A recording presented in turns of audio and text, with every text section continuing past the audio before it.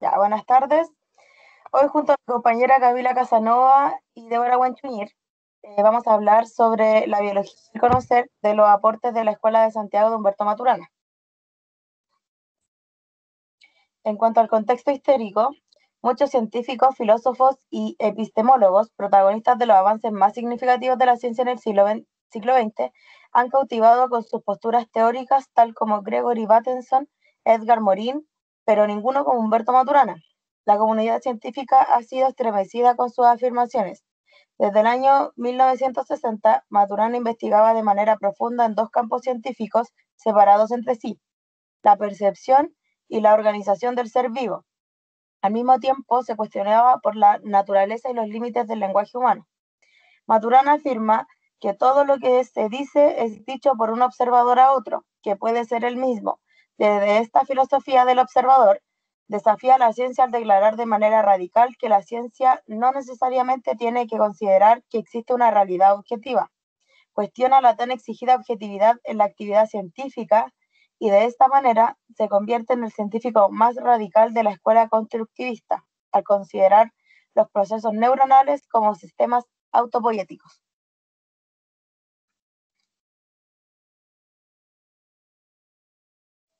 Ya, para entender todo nuestro trabajo, tenemos definiciones claves que son biopraxis, cognitivo, configuraciones, conducta, epistemología, homeostasis, organicismo y sistemas cerrados.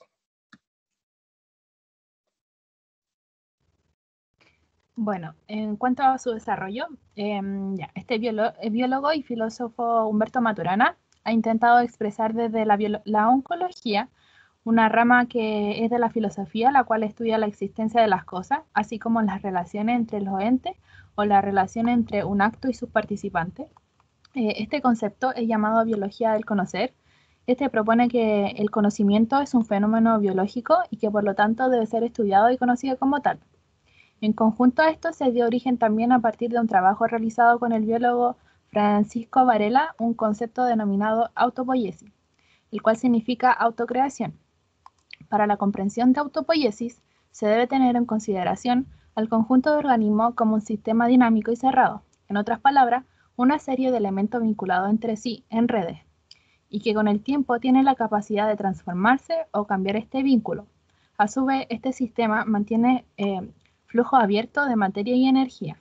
Por lo tanto, un sistema de autopoiesis es el que tiene la capacidad de reproducirse, crear, reparar sus componentes, siendo esta la principal particularidad y propia de los seres vivos, como por ejemplo la capacidad de renovar las células, purificar las toxinas de nuestro organismo, entre otras funciones.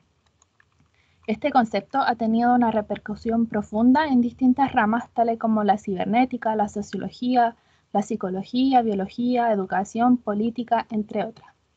El biólogo identifica que la rama de la psicología posee la misma dirección que la biológica, tal como lo es estudiar la dinámica en relación e interacción que se produce en los seres humanos. Según Maturana, en cuanto a la dinámica de relacionarse, hace referencia a la mente, y pues es aquí donde aparece la relación entre el ser humano y el medio. Por ejemplo, para poder realizar el acto de caminar, este surge desde la acción del movimiento de nuestras piernas en relación con el piso. Para Maturana, los seres vivos somos sistemas definidos estructuralmente. En otras palabras, todo lo que pasa en los seres humanos en cuanto a la forma en que se transforman nuestras configuraciones en el organismo, ya sea como las configuraciones ocurridas de manera natural en nuestro interior, como los cambios en configuraciones que operan como resultado de nuestra interacción con el entorno, es aplicable a la conducta. La conducta es el comportamiento de cualquier ser humano durante la forma de accionar en una situación determinada. O sea, hablando biológicamente, son configuraciones. Por otro lado, la conducta de los seres vivos es correcta siempre y cuando las transformaciones de estas configuraciones se desarrollen de manera coherente con las del entorno. Y esto solo sucede si se mantienen congruentes con el medio durante su biopraxis, es decir, la acción que explica el pensamiento y los sentimientos. Bueno, algunas de las corrientes de opiniones más relevantes que han aportado a este estudio se encuentran el biólogo Carl Ludwig van Beverlange, quien aportó con su denominada organicista por conceptualizar al organismo como un sistema abierto que está en constante intercambio. Él estudiaba la autopoiesis desde hace mucho antes que Maturana y Varela.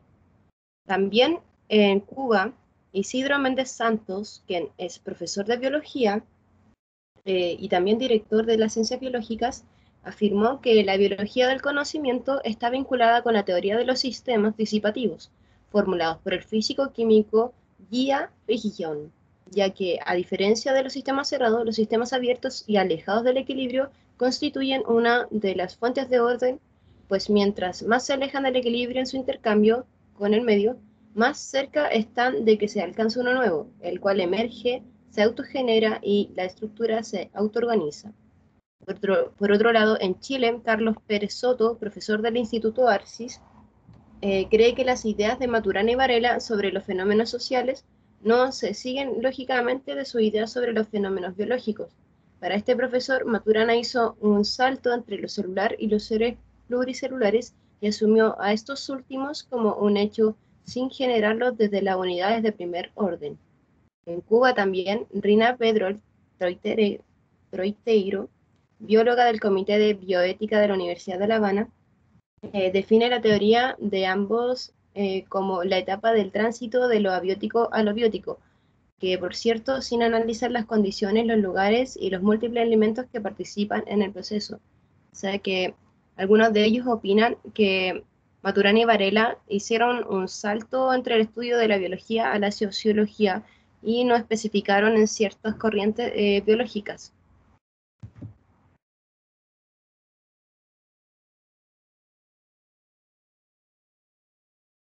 Ya, para entender lo que es la biología del conocer, vamos a poner un ejemplo coyuntural que es el COVID-19. Para hacer esto se tiene que hacer una evaluación del conocimiento mediante 4 etapas que se van a explicar ahora. La primera sería el contexto relacional. En este caso podría ser la pandemia, la cuarentena, el desempleo, etc. La segunda son los cambios estructurales que producen la persona, que ya pueden ser enfermedades, aislamiento social, no tener relaciones sociales, no tener dinero frente a esto, etc. Como tercera etapa tenemos los efectos del observador, que son los cambios conductuales o emocionales positivos o negativos. Estos pueden ser angustia, tristeza, desesperación, soledad, etc. Y por último tenemos la valoración, que esto depende de cada persona. Se puede aceptar o rechazar estas emociones. Si hay una aceptación, se generan herramientas de afrontamiento para producir conocimiento a través de la autopoiesis, para mantenerse en existencia. Proceso en el cual se produce una transformación al tomar una emoción y una situación y hacer algo respecto a esta. Es decir, tomar una emoción displacentera o negativa y movilizarla hacia una respuesta corporal positiva.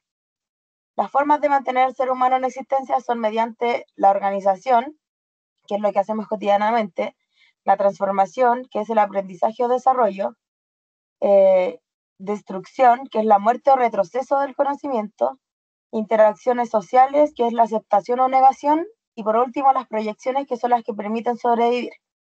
Por el contrario, si llegase a producirse una negación a las emociones o un no reconocimiento de estas, entonces no se movilizarán estas emociones hacia una respuesta corporal positiva. Por ende, no se generarán herramientas y en consecuencia tampoco el conocimiento a través de la autopoiesis.